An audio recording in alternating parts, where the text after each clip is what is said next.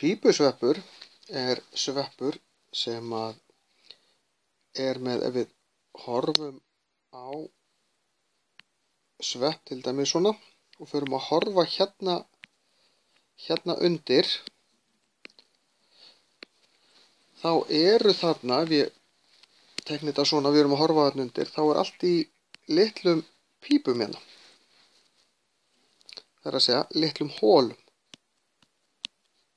Hin megingerðin af svona hattsveppum á Íslandi eru svokallaðir fansveppir.